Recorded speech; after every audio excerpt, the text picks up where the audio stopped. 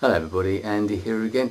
Right, the Emperor's New Clothes. What do I mean by that? Anybody who might be of my age might remember a story, something to do from my childhood, and it was a song as well. I can't remember the whole details, but it was all about the Emperor of this country sort of doing a parade down the streets on horseback, I seem to remember. And they supposedly got these brand new clothes that were absolutely amazing. Everyone had designed them for him and they were supposed to be spectacular.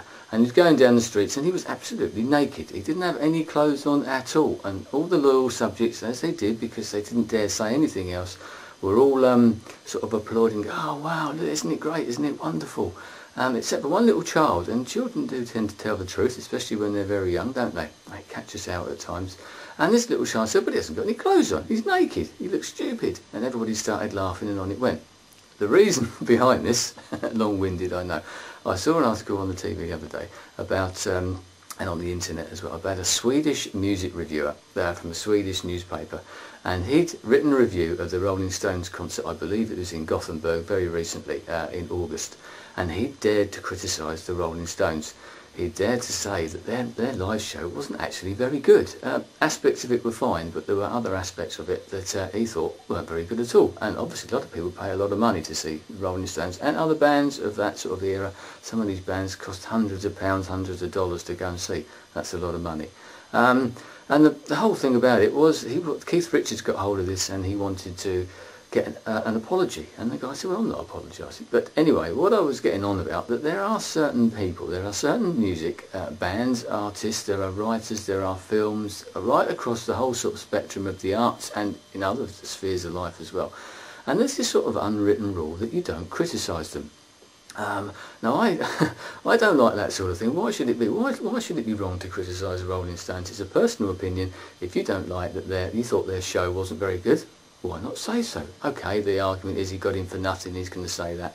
But if you paid $100 to go and see a show, or £100 or whatever it is, you're gonna like it, aren't you? It's not often I've seen bands that I've been frankly disappointed by, but I've sort of come out thinking, oh, that was great, because I've been looking forward to it for a long time. I spent money on it. It's my favourite artist of all time or something. And then when you look back, you think, well, actually, that wasn't that good at all.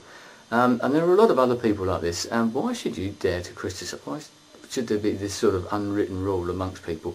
You hear of artists, the Beatles are another one. I'm a big Beatles fan, as anybody who's watched my videos will know. And if you look at the polls of the best albums of all time, that nearly always right at the top is Sgt. Pepper. Now, to me, as a Beatles fan, Sgt. Pepper is not a very good album, to be perfectly honest. It's got some good tracks on it, but there are far better albums that they released than that. There are other artists as well. Pet Sounds by the Beach Boys, for an example. I've never really got that. They're still constantly top, or very nearly the top of these sort of best of charts that we get rolled out every so often, aren't they? Now, why is it? Is it because people dare to criticise? You're expected to like these type of things. All the critics daren't say anything about a particular artist. I'll name one artist in particular, and I'll be interested to see what your reaction to this one is. Andy Warhol. Now, what do you honestly think about Andy Warhol's art? It was revolutionary, don't get me wrong. It sort of stirred up everything and got people going on a different path. But to me, I think, yeah, what's all the fuss about? Modern art generally, I have that feeling. Yes, some of it I quite like, and I can see why there's, it's different, it's challenging, it's sort of pushing the boundaries. I have no problem with that at all. But to me, a lot of these people, they're sort of put up on a pedestal and people daren't criticise them. I'd like to see sort of music critics, art critics turn around and say, well, actually, I don't like Andy Warhol, I don't like the Beatles. My wife, for example, just doesn't get the Beatles, she just can't see it. Maybe she's of a different age group, I don't know. But I'd be interested to know if you've got any sacred cows, maybe you want to call them, the Emperor's New Clothes and all that. Movies. I could name sort of several movies that are supposed to be absolutely brilliant, and I just don't get. I'll name one director and one film, Mel Brooks, and the film The Producers. I just do not get that at all. That does not make me laugh. That sort of goes phew, right over my head, and that is constantly one of those films that's always up there in the funniest films of all times. Blazing Saddles. I didn't get that one either. Maybe it's just me.